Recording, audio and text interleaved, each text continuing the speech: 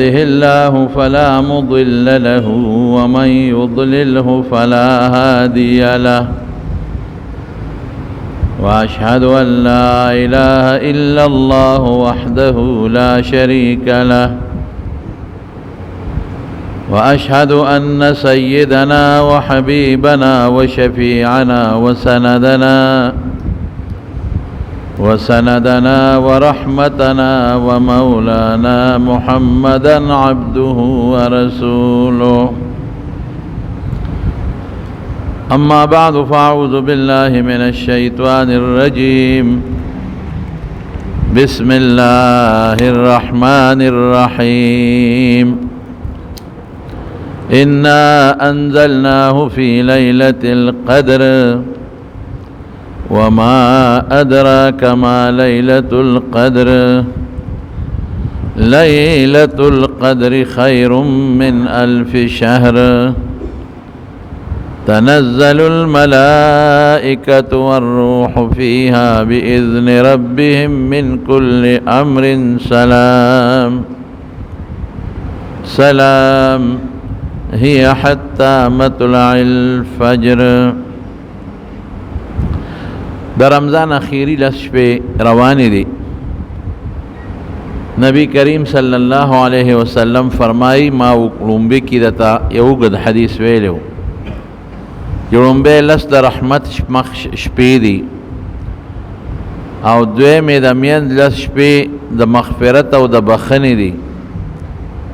واخره عتق من النار. واخیری رمضان دا چې کوم لس دی دا د اور د آزادېدو دی. کله چې رمضان خلاص شي نو رب العالمین فرشتو ته یو اعلان کوي، یو تقریر کوي او دا ورته فرمایي چې اے فرشتو یو مزدور چې مزدوری وکړي هغه له څه مزدوري مناسب ده چې ورکړی شي، هغه له څه ورکول پکار دی. وی الله چې هغه سره څه مناسب مزدوری وي هغه مزدوری ورکول پکار دی. زما بندگانو په رمضان کې روجې ونیوي، خپل خواهشات بند کړل، د خوراک کاک او د نورو خواهشاتو نه ځان وساته. زه تاسو ګواه کوم چې دا ټول زه بخم. د اخیری لس شپې عتق من النار د انسان سټ او د انسان غاړه د جهنم د اور نه آزادېږي. اوس په دې اخیری شپو کې د نورو شپو په نسبت باندې دو عبادتونه زیات دي. یو اعتکاف، ډېر ملګري به اعتکاف ته ناست دي او اعتکاف ډېر قیمتي عبادت دی. مشکات شریف کې حدیث دی د حضرت ابن عباس رضی اللہ عنہ فرمائی کہ نبی کریم صلی اللہ علیہ وسلم فرمائی کہ اعتکاف یعتکف الذنوب، گناہونخ بندی و ختمی. اعتکاف مقصد گناہون ختم دل دی، گناہ ختمی او اللہ پاک دل دمر نیکے ورکی چې لکه یو انسان شپه ورځ لګیا دی او محنت کوي، شپه ورځ نه ستړی کېږي، د دنیا کار روزګارم نه کوي، یو شان عبادت کوي. دقسې د نیکو کمپیوټر لګیا دی یو شان د نیکۍ لیکلی کېږي. اعتکاف دونه قیمتي عبادت دی. نبی کریم صلی اللہ علیہ وسلم چې کله مدینه شریفه ته هجرت وکړو د رمضان روزې فرض شوې، 9 کاله د رمضان روزې نیولې دي. 9 کاله ځکه په دویم کال د هجرت رمضان روزې فرض شوې وي او په 10 وفات شوې دي. د 9 کالو کې رسول الله مبارک مستقل ہر کال اعتکاف کړی دی. اخیری لسو کې صرف 2 کال اعتکاف نو کړی. یو کال د یو جهاد د سفر په وجه نو کړی، نو چې وې نک نو شوال کې بیا 10 شپې اعتکاف وکړ.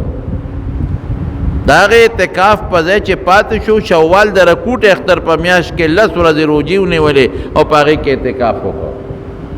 بل کال رسول الله مبارک د یو عارض د وجې نه یو وجه وه، د هغې وجې نه نبی علیہ السلام اعتکاف نو کړی، نو په راتلونکي کال کې بیا په رمضان کې 20 شپې اعتکاف وکړو. 10 د هغې کال او 10 د هغه تیر شوي کال چې نو کړی. داسې معلومه شوه چې پیغمبر علیه السلام مبارک د رمضان په میاشتو کې مستقل اعتکاف کړی دی. او حضرت عائشہ صدیقہ رضی اللہ تعالی عنہا فرمائی چې کله به د اخیری شپې شروع شوې نو رسول الله مبارک اشتد مئزره لنګ به ټیټ کو. لنګ ټیټ والی دا نه دی لکه یو سړی چې یقینا لنګ مضبوط کی. اوس هم یو سړی وی هلکه فلان کې یو کار چې کوي او په شوق او په محبت کوي وی فلان کې ورته بډې ووالی. دا نه چې بډې والی، خو دا د پښتو محاوره ده، هلکه دې کار ته شابه بډې ووا، نو بډې نه وایي. مطلب دا چې دا کار خود تیزه سره وکړه. دقه رنګې رسول الله مبارک بخپل لنګ کلک لکه پښتانه وي بډې به ووالې. رسول الله مبارک به بالکل په ډېر کوشش او په ډېر محنت باندې اعتکاف ته متوجه شو. و احیا لیلته، ټوله شپه به جمده کړه. ماشاءالله ټوله شپه پکې عبادت کړی دی. عائشہ صدیقہ فرمایي ټوله شپه و ایقظ اهله، او خپل اهل او بیبیانې به هم پاسولې چې نن به د شپې مکمل عبادت کوو. اسی په عامو حالاتو کې نبی علیہ السلام ټوله شپه د عبادت نه منع کړې ده. کومو صحابه چې ټوله شپه عبادت کړی دی هغې باندې انکار کړی دی، وینا ان لعینک علیک حقا، ان لعینک علیک حقا، ستا د سترګو په تا حق دی. ان لجسدک علیک حقا، ستا د وجود په تا حق دی. ان لزوجک علیک حقا، ستا د بیبي په ستا حق دی. هم خوب به کې هم به عبادت کې. یو شان د ټوله شپې عبادت نه به نبي علیہ السلام در منع کوله. لیکن د رمضان په آخري 10 شپو کې څه کړي دي؟ احیا لیلته، ټوله شپه به عبادت کوو. بعض علما اکثر له حکم د کل ورکوي، بهر کې ټوله شپه به عبادت کوي او بیبیانې به او کور خلق به پاسول چې پاسې د الله تعالی عبادت وکړي. ولې؟ ځکه د 10 شپو کې یو شپه را روانه ده چې هغې ته لیلة القدر وایي. د هغې ډېر لوی اجر او ډېر لوی ثواب دی. یو ځل رسول الله مبارک او فرمایل وی بني اسرائیلو کې یو سړی و 10 میاشتې د الله په لار کې جهاد کړی دی، 10 میاشتې روجې نیولې دي، د شپې 10 میاشتې عبادتونه کړي دي، منځونه. دا صفت د هغه د عمر او د هغه د عبادت یې وکړو. نو صحابه وی الله رسول هغوی کولي ځکه شو چې عمرونه یې زیات، زمونږ عمرونه کم دي، زیات نه زیات دی. اوس سړي چې ډېر عمر هم شي 70 کاله شو، 80 خو نبوي عمر خو 63 دی، رسول الله مبارک 63 کاله دی. حضرت ابو بکر صدیق 63، حضرت عمر فاروق 63 رضی اللہ تعالی عنہما. دا 80 کاله کا نو دا 15 ہوتے د نابالغتیا ووت، نابالغ دی. خو بیا دا 10 اخره کې چې دا کم 12 کاله بوډای سړی بیا عبادت کم ځای کولی شي. او څه د ځوانۍ د نشې ژوند دي، څه د کار روزګار ژوند دي، څه بیبي له به ګټه کوي، بچو له به کوي، روزګار به کوي، غم خادي به کوي. مو عمرونه کم دی. الله رسول څه به کوو؟ الله پاک آیات نازل کو څه انا انزلناه فی لیلة القدر. قرآن ما د قدر په شپه یعنی لیلة القدر کې نازل کړی دی د لوح محفوظ نه بیت العزت ته. وسوی الله وما ادراک ما لیلة القدر. اے مبارک پیغمبر تا ته څه پته ده چې لیلة القدر څومره د عزت میاشت ده؟ تا ته څه پته ده چې لیلة القدر کې څومره لوی عزت دی، څومره لوی عظمت دی، څومره لوی او بزرګي ده پکې؟ لیلة القدر خیر من 1000 شهر.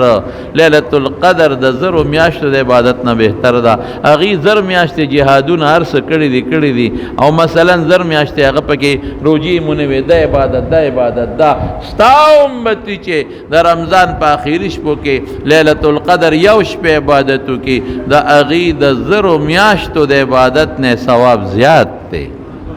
خیر من 1000 شهر. وروڑی پہ کہ ہر رمضان کے تو لیلۃ القدر، بل رمضان کے لیلۃ القدر، بل رمضان کے لیلۃ القدر، زور کا ولو ضرب خیر من 1000 شهر. دا 1000 میاشتو د عبادت ته بهتر دی.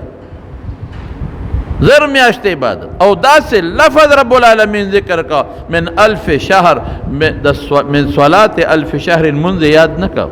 من صیام الف شهر روجه یاد نکړي جهاد یاد نکو ذکرونه یاد نکړل یعنی د زرو میاشتو د هر قسم عبادت نه ردی میاشت د عبادت بهتر دی دا د خدای خصوصي انعام نشو دا د رسول الله مبارک د برکت نه کنتم خیر امت اخرجت للناس په ټول امتونو کې بهترین امت الحمدلله زمونږ د حضور پاک امت دی الله خصوصي احسان په مونږ کړی دی زمارو تنزل الملائکۃ والروح فیها باذن ربهم من کل امر سلام فرشتے نازلېږي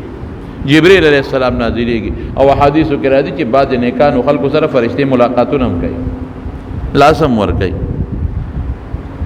او دا الله د طرف نه سلامتیا ده گناہونو نه دی بچ ساتي سلام فرشتے سلامونه چي سلام فرشتے دعاګانې کوي چې الله دا مخلوق سالم کا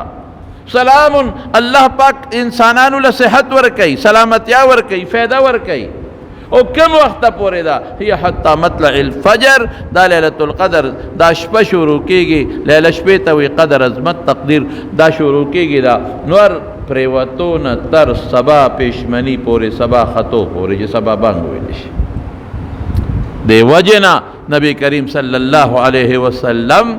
بس چل کاو بیبیانه بے پاسوله بل حدیث کی راضی کہ کل بفی وتر من کہ اخیری ناتکیش پی بشوے نبی بیانے بے پاس ہو لے من قام رمضان ایمانا واحتسابا غفر له ما تقدم من ذنبه وما تقدم وما تأخر من ذنبه ومن قام ليلة القدر چاچے لیلۃ القدر جم دیکھ لو عبادت پکے اوکا نو غفر له ما تقدم من ذنب تو مخ کے روز تو ټول گناہونه وته خدای پاک معاف کړي زمارونو معتکفین با اعتکاف کړي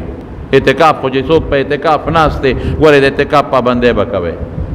اعتکاف کې ډېر خیال ساته اعتکاف دې د پاره نه دی اعتکاف څه د پاره دی اعتکاف علامہ ابن قیم رحمت اللہ علیہ فرمائی دے اعتکاف مقصد اللہ سره جوڑ پیدا کول دی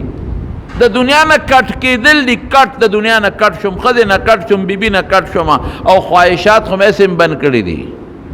خوراک سکاک او بیبیان خواسم بند دي دنیا نه میدان کټ کو زړه او روح الله سره متوجه کول دي د الله در کې ناسته ده او زه یو مثال درکم یو سړی دی او هغه د یو مالدار سړي دروازې لاړ او په هغه دروازه کې ورته کېناسته او ورته وایي چې نه به زما مالې شابه 100 روپۍ راکړه 1000 روپۍ راکړه ځه نه ځم او هغه ډېر شوم سړی وي هغه مالدار نه ورکوي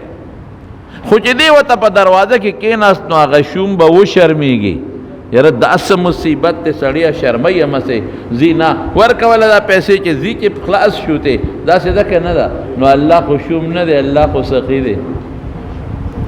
او الله سره کمیږي منا او الله په دې خوشحالیږم چې ته وغواړې نو دی مثال دی چې الله ستا په دادر کې زه کېناستم بس ستا په قلا کې زه بند شوم الله او ستا د رسول مبارک په وینا بندې ما او ستا په کور کې په جومات کې بندې ما او نه ځم نه د شپې ځم نه د ورځې ځم هله به ځم چې د اختر اعلان وشي وایه نو الله به پې څونه خوشحالېږي بلکہ یو حدیث تے علامہ شعرانی یو کتاب دے کشف الغمہ اگر کہ یو حدیث نقل کرے دے کہ نبی کریم صلی اللہ علیہ وسلم فرمائی کہ پر رمضان اخیری لس شپو کے سوک اعتکاف کی کل لس شکل نحشی خو چاہ رمضان اخیری کے سوک اعتکاف کی دلبا اللہ دا دعاو حجون و دا دعاو عمرو ثواب ورکی دو حجون و دو عمرے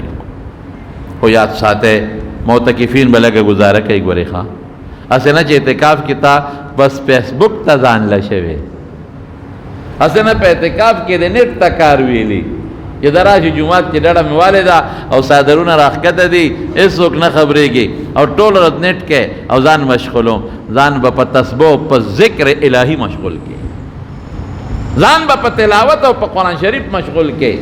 نیٹونا میٹونا پا کی مکوے فهم دا مې ځکه و چې یو څو کاله مخکې ما ته اطلاع راغلی وه چې متکفین ګډ کسان په یو جومات کې ناست و شپې به یې لړو کوله بلکې بې ادبي دې معافي د ډېرې زمانې خبره زما په خیال چې لسو دولسو کالو مخکنۍ خبره ده، لسو دولسو کالو مخکنۍ ما ته د اطلاع راغلی وه چې په اعتکاف کې خزاناتو تاش پې کوو. هلکه دا ولې خلکو ورته وی مونږ په جواري خو پې نه کوو، مونږ پې روژه لنډو. ماشاءالله بشیر جانا، بشیر جانا خرج شکر په دې یو وباته د خدای نعمت خو خدای ډېر درکړي دي، یعنی سترګې دې وې نو د ما په خیال چې دا لړو تاش به تاب نو پرېږدي دې په زړه لږ جمدی دی ځکه دې یادوم که بڑا جمدی دی زما رونو عبادت وکوئ. الله ته کېناستې الله ته متوجه شه، الله ته کېناستې نو ټوکې ټقالې به نه کوې، بیا په ټوکو الله خفه کېږي. اوس معتکف بس صرف طبعی او شرعی حاجت لباروزی بات بنوزی. طبعی حاجت څه شی دی؟ که په جماعت کې دننه د اودسماتي انتظام نو مثلا نو بار تلی شي، دا یو حاجت شو. بارس کوم ځای ته تلی شي؟ پټو ته یا نږدې ځای کې چې تر چا اجره کې بیت الخلا د هغه ته دی وایي چې زه به راځم خو چې وخت تېر نه کړي ما ته کوله وکړه، یا بل ځای نشته خپل کور کې بیت الخلا ده هم تلی شي. کوئی ساری کې بناسته نه چې کور ته ورغی او بیبي ته وایي سلام علیکم څنګه خو تا ته ډېرې دواګانې کوم که څنګه اعتکاف له ناست یم اول ته دې سترګې روزې برغې را برغې کړې او سترګې کله ښي طرف ته بوځه او کله بل طرف ته بوځه، داسې به نه کې نه بچو سره گپ شپ لګې بس نیک خپل اودس ماته کې راوړل. ډوډۍ طبیعي ضرورت دی، که دله به څوک راوړي که د ډوډۍ د راوړو څوک نه نو خیر دی هغې له هم تلی شي کور ته، خو داسې نه چې کور ته کښېنې ښه مزېدار او کټ کې ډډه والي ولې ډوډۍ له راغلی یم او کور ورته بڼې ووایې نه، بیبي ته به دې ځان پوه کړي چې بس زما دا پلان کې ټایم دی چې روټۍ تیاره پرته چې زه درشم او فوري انشاءالله داسې مسلې دلته نشته، ماشومان شته، ګاونډیان شته، وړل راوړل به دله کوي، دا مسلې به نه پېښېږي. یا یو سړی جنوب شو لوی او بیا اودسي پرې راله نو هغه لوی بیا اودسی له دی که په جومات کې دننه انتظام وکړو ډېره ښه ده او که نه نو بار هم تلی شي. بلکې تر دې حده پورې زموږ فقهاو لیکلي دي چې کوم د جمعې دا مسنون غسل دی دې له د جومات نه بار نه وځي، دې له نه وځي اعتکاف. زیات تر ټیم به هغه ځای کې تېروي چې کوم ځای کې دی اعتکاف نیت کړی دی خو بالته کوي زیات وخت، او که نور تبا روزي تلاوت کوي نو خیر دی وتی شي. که لږ ګېډه کې ګیس میس دی او لږ داسې یو پوټی چکر په جومات کې لګوي جومات نه بار بنوځي نو پروا نشته، داسې خبره پکې نشته. او داسې بعضې خلک اعتکاف کې بالکل خبرې بندوي، دا ګناه ده. سمن بکمن بالکل چپ چاپ په نه کښېنې، د ضرورت خبرې پکې کولی شي، دا بده نه ده. تسبیح ذکر معتکف بدا کوي. اوس تاسو به وایئ اوهو د اعتکاف خو ډېر لوی ثواب دی، موږ خو ټول ترې محرومه پاتې شو، ډېر خلک اعتکاف ته نه دي ناست. نو زما وروڼو تاسو نفلي اعتکاف وکړئ که نفلي اعتکاف څنګه وکړئ؟ جومات ته چې راننوځئ دا ووایئ وی الله تر څو چې زه په دې جومات کې ناست یم زما اعتکاف دی، بس خبره ختمه. تر څو چې دې جومات کې ناست یم نو زما اعتکاف شي، دا نفلي اعتکاف شي. یا د شپې کوې که نه که څه کار هم نه نو د شپې چې څنګه راشئ روژه ماته کې او تراویح له راشئ نو بس کښېنئ بس تراویح مو کې او تر پېشمني پورې به زما اعتکاف وي، تر څو پورې چې زه ناست یم بس نیمه ګنټه د پېشمني نه مخکې پورې اعتکاف وکړه، د شپې نفلي تلاوت وکړه، ذکر وکړه او بیا نیمه ګنټه چې پاتې شي نو لاړ شه خپل کور به پېشمني وکړي اوده به شي. دا وکړه خو زه دونه خبره نه ده. نن سبا خو چې خلک د تراویح نه فارغېږي نو 9:30 بجې به تقریبا یا 9:30 نه خو لکه په کم 10 بجې تراویح نه فارغېږي او 2 بجې خلک پاسي چې پېشمني له چې تهجد هم پکې کې نو بس دا شپه دې په جومات کې تېره کړه که نه. اوس بل حدیث هم درته وایم، نبی کریم صلی الله علیه وسلم فرمایي وایي چې څوک د ماښام نه د ماسخوتنه پورې ګوره څومره لږ وخت دی چې څوک د ماښام نه تر ماسخوتنه پورې نفلي اعتکاف وکړي، معمولي غوندې ټایم دی او دې په هغې کې ذکر وکړي او د قرآن شریف تلاوت پکې وکړي، دله به الله په جنت کې یو بهترین او اعلی قیمتي محل تیار کړي. تاسو دا کولی شئ که دا وکړئ، دا کار دا نفلي اعتکاف مستقل وکړئ. د شپې که نه در ورځې خپل روزګار کوئ او در ورځې خپل کار کوئ، مثال په طور نو د شپې ماسخوتن چې څنګه تراویح له راشئ نفلي اعتکاف نیت وکړئ دونه ټیمه پورې چې کور ته زه پکې پېشمني له لاړ شم، خیر وخلاص 1 ګنټه وکړه 2 ګنټې وکړه، ماښام چې راشي تر ماسخوتنه پورې دغه وکړه، دروازې وکړه نفلي اعتکاف کې. نفلي اعتکاف کې څه نشته، بس دقه بړه کې په خولې که نه هم وی ړه کې ووالې چې تر څو د دې جومات کې نه به اعتکاف دی نو رب العالمین به دله اجر درکړي. نو دا اعتکاف د شپې خو هسې نه چې ته د شپې اعتکاف ته راشې هغه نور برباد نه کړې، او چې کوم معتکفین اعتکاف ته ناست دي چې هغوی سره ډډه والي او هغوی ګپ شپ ورسره لګې نه په ګپ شپ د جومات کې ګورې یو خبره درته وکړم جومات کې چې څوک د دنیا خبرې کوي په جومات کې رسول الله مبارک فرمایي نیکۍ ختموي بالکل نیکۍ ختموي نو جومات کې به اصل د دنیا خبرې منع دي بیا معتکف له خو په جومات کې د خبرې د دنیا کول دا ډېر لوی جرم دی او لویه ګناه ده الله ته ودرېدل چې الله نه غوښتل دي اعتکاف کې څه مطلب چې دا الله ته ودرېږم او دا الله نه وغواړم زما ورور موږ ټول رب العالمین ته محتاج یو چې موږ الله نه وغواړو الله ته وجاړو او خدای پاک ګوره زموږ مال د الله په لاس کې دی زموږ بچي د الله په لاس کې زموږ صحت د الله په لاس کې زموږ عزت د خدای په لاس کې هر څه ان من شیء الا عندنا خزائنه وما ننزله الا بقدر معلوم دا هر شي خزانې الله سره دي او چې موږ الله ته ودرېږو او موږ د رب العالمین نه وغواړو په جلاګانو وغواړو هغې دپاره بهترین ځای جومات دی او بهترین د رمضان دی بیا او اخیري لس شپې زما وروڼو دا لس شپې رونه کې ښه دی کې یوه شپه لیلة القدر او دا خدای ګورې پټه ساتلې دا لیلة القدر دا یو ځل رسول الله مبارک د کور نه راووت په بخاري شریف کې حدیث دی نو دوه صحابه یو بل سره په باسو نو نبی علیه السلام وفرمایل وایي زه خو دې له راووتم چې د لیلة القدر خبر دله درکړم چې دا پلانکې شپه ده خو فلانکې او فلانکې یو بل سره په باسو وایي هغې سره خدای پاک زمانه یې راکړه یې راکړه او وی شاید چې دې کې تاسو له خیر دی په دې یېروالي کې ولې که یو خاص شپه وه او هغه د لیلة القدر و تا ته معلومه وه نو بیا به تا دغه یو خاص شپه عبادت کو نور به دې نه کو او چې دا خاص نه ده او ته هره شپه په دې نیت عبادت کې چې دا به د لیلة القدر شپه نو د هرې شپې د لیلة القدر اجر وله خدای پاک درکړي لکه تا بېګاله په دې نیت وکړه چې انشاءالله بېګالې نو د لیلة القدر ثواب دې وګټه په بله شپه دې بیا وکړه چېرې کیدی شي دی نو د نورو زرو میاشتو نه زیات ثواب دې وګټه نو په بله شپه دې بیا په دې نیت وکړه نو بیا د خدای د زرو میاشتو نه زیات اجر او ثواب درکوي نو دې کې د الله حکمت شو بل په دې شپه کې یو خاص ټیم دی چې رب العالمین په هغې کې د انسان دعا قبلوي عائشہ صدیقہ رضی اللہ تعالیٰ عنہ د رسول الله مبارک نه په خپله تپوس وکړو د الله رسوله که زه پوه شم په هغه ټیم باندې نو زه څه ووایم نو رسول الله مبارک وفرمایل تدوا چې ان الله عفو يحب العفو فاعف عني یا الله الله چې دی نو دا بخون کې دی عفو کوون کې دی او عفو خوهم د ګورې نو یا الله ما ته عفو وکړي نو تاسو که عربی کې نشئ ویلی نو داسې وایه چې یا الله ته عفو کوونکې درگذر کوونکې بخنه کوونکې او دا د خوهم ده خدای ما ته عفو وکړه ما معاف کړه ما مغفرت وکړه ما له معافات بهترین زندگی راکړه دا دعا د رب العالمین نه وغواړئ او د شپې پکې ټوله شپه عبادت وکړئ او رب العالمین ته زاري وکړئ زما وروڼو رب العالمین په دې لیلة القدر کې قرآن شریف نازل کړی دی د هغه اووم اسمان نه لومبي اسمان ته په دې لیلة القدر په دې شپه کې الله پاک جنتونه چې کله شروع کړل او د هغې تزیین یې کو مکمل کولې نو په دې شپه مکمل کړی دی رب العالمین فرشتې په دغه شپه پیدا کړي دي نو دا ډېره قیمتي شپه ده نو انشاءالله مونږ به کوشش کوو چې په دې شپه کې مونږ د رب العالمین عبادت وکړو ښه خو به انشاءالله که نه بل زما دا خبره زنانو ته ورسوئ زنانه په عبادت کې ډېرې تکلی د سړو په نسبت خبره رسولو ته پکاري زنانو ته ورسوئ او دا شپه او دې کې علما وایي دا کمه شپه ده بعضې یو ځل رسول الله مبارک د یویشتمې هم فرمایلی دي د اوویشتمې هم شویلي شوي دي د ناتکې هم دي نو دې کې روایات بعد شته علما لیکي چې دا الله پاک ګرځئ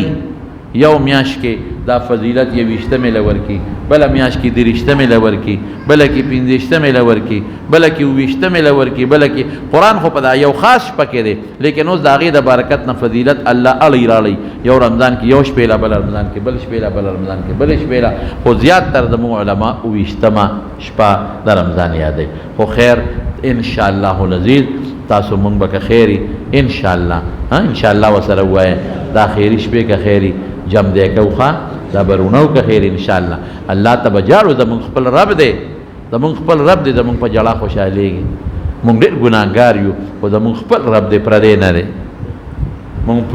خپل رب دی زمونږ خپل رب فرمایي چې ما ته څوک یو لیش را نږدې شي د یو ګز ور نږدې کېږم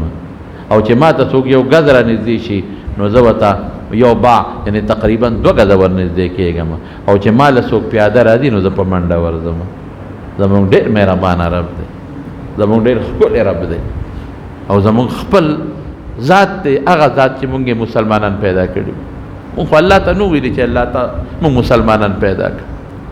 مونږ خو الله ته دا درخواست نه دی کړی چې مونږ د اخر زمانې د پیغمبر امت پیدا کړه قسم په الله دا د الله کرم دی په مونږ باندې دا د الله رحم دی په مونږ باندې خدای ډېر مهربانه دی او مونږ بدبخته یو مونږ بنیته یو مونږ بدبخته یو او مونږ د الله د رحم نه مونږ په خپل سترګې اړو راړو او خپل ځان ته اړو الله وی راشه ای بنده وقال ربكم ادعوني استجب لكم راشه ما نه وغواړه چې درکم او دعا دې قبول کړم او بیا څونه مبارک شپې الله راوستي لیکن په هغه کې مونږ الله ته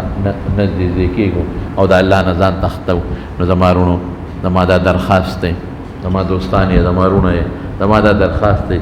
ان شاء الله مهرباني به کوئ دا باقي چې کوم شپې پاتې دي دا به که خیر ان شاء الله رونه ان شاء الله ورسره ووایي او زنانو ته مو وایي او خدای ته به جاړو زما د قسم په خدای چې رب العالمین په جړه خوشحالي خلک کوئی ما ته ټینشن دی ما ته پریشانی ده ما ته مصیبت ده ما ته تکلیف هر سړی پکې مبتلا او دا مې مان دی چې دا هر څه خدای ختموي تکلیفونه دا مصیبتونه بې د الله نه بل څوک نشي ختموي دا قیمتي شپې دي نو الله ته به جاړو زاري به کوو د خدای پاک امت مسلمه معاف کړي لاول خدا غسان زموږ حرمین بند شوي دي مکه مکرمه بند ده طوافونه بند دي مدینې منورې ته د رسول الله مبارک سلام بند دی مبارک پیغمبر به په خپل قبر کې څونه خپه هغه ته خو درود شریف رسي هغه ته خو فرشتې مقرر دي درود شریف سلام ورته رسوي مخامخ ودرېدل جدی او لرې ځای نه جدی قائد و جهان مخ ته چې به کوم رش و کوم خلکو به وي الصلاة والسلام علیک یا رسول الله بند شوي دي هغه خلک خدای پیغمبر سوي زما امت ماله ولې نه راځي زما امت ماله ولې نه راځي الله به وایي زما کور ته زما امت زما بندګان ولې نه راځي طوافونه بند دي مخصوص کسان دي زما ورور دا زموږ د اعمالو وجه ده زموږ جوماتونو کې عبادت هغسې نشته رمضان ته ګورو زموږ عبادت ته ګورو یو کس هلته ولاړ دی بل دلته ولاړ دی بل دلته ولاړ دی کورونو کې خلکو تراویح شروع کړي په خپلو کورونو کې ختمونه بند شو زموږ د اعمالو وجه ده زموږ رب زموږ نه خفه دی اسم نشته موږ نه خپل رب خفه شوی دی موږ نه خپل رب خفه دی رب دې زموږ نه خوشحاله شي دعا کوي چې خدای ظالم نه نه خدای پاک ظلم کوي خدای ټول زموږ د ګناهونو نتیجه ده زموږ ګناه الله معاف کړي امت مسلمه له دعا کوي چې خدای دا وایرس تا کرونا ختم کړي او زموږ حرمین الله واپس آزاد کړي انشاءالله کوشش وکړئ خدای ته وجاړئ په دې شپو کې الله ته زاري وکړئ بچي پاسوئ زنانه پاسوئ او لیلة القدر ډېره قیمتي شپه ده بله صدقه فطر خبره ده سرسایه 100 روپۍ تقریبا پاو کم 2 کیلو اوړه یا پاو کم 2 کیلو غنم یا د هغې قیمت دا صدقه فطر دا بهتر ټیم یې خو هغه دی چې سړی د اختر منزله ځي ورکړي خو مخکې که څوک ورکوي ورکولی شي د هغې مسایل به انشاءالله ما ته خو چاوي 80 روپۍ کېږي او څوک 100 یا د احتیاطاً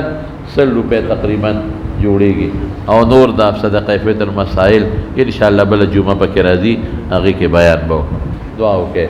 الہ العالمین ته زموږ نه راضي شئ موږ معاف کړه الله موږ معاف کړه زموږ پریشانۍ الله په خوشحالو بدل کړي الله چې چا ته څه ټینشنونه دي چا ته څه پریشانۍ دي خدای ته زموږ رب تا ته بلس نیولې رمضان مقدس میاشت ده الله د جمعې مبارک ورځ ده خدای او جمعه کې مې یو وخت چې الله دعا قبلې الله زموږ پریشانۍ په خوشحالو بدلې کړي زموږ د بچو پریشانۍ په خوشحالو بدلې کړي الله مریضانو له روغ صحتونه ورکړي الله مریضانو له روغ صحتونه ورکړي بچي جوړ کړي کور اهل او عیال لم شفا ورکړي الہ العالمین د رمضان د روزې قبول کړي خدای د شپې د عبادت توفیق راکړي اللہ تعالی شپې د عبادت توفیق راکې خدای موږ لیلۃ القدر شپې عبادت نصیب کې اللہ تی نصیب کې زموږ اللہ تی زموږ نصیب کې اللہ کے زموږ نصب یاد بے شبی په رمضان میاشت کې راته معاف کې اللہ راته معاف کې اللہ ټول امت مسلمه چې پس ګناه نیولې د معاف کې اللہ ستا بندگان دی خدای ستا بندگان دی ته معاف کې ستا بندگان دی ته مغفور بندگانو مهربان اللہ ته معاف کې خدای چې کوم مسافرونه اکثر موږ دا بیان اوري بار ملکونو کې غریبانان د وایروس د وجې په کوټو کې بند پراته دي دا غیر مزدورے درک نہ لگے اللہ تا غی مل شے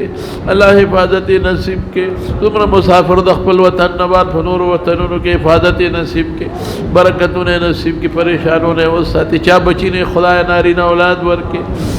خدا کدا چا رشتی نی صالح دیندار رشتے ور کے کہ مردگان وفات شوی مغفرت نصیب کی حاضر جمع جسم راغلی مغفرت نصیب کی ډیرو دوستانو موږ ته دعاګانې ویلي دي چا په ټلیفون چا داسې الله چې چا څه دعا غوښتې ده تا ته معلومه ده او تا ته خلک معلوم دي دعاګانې قبولې کې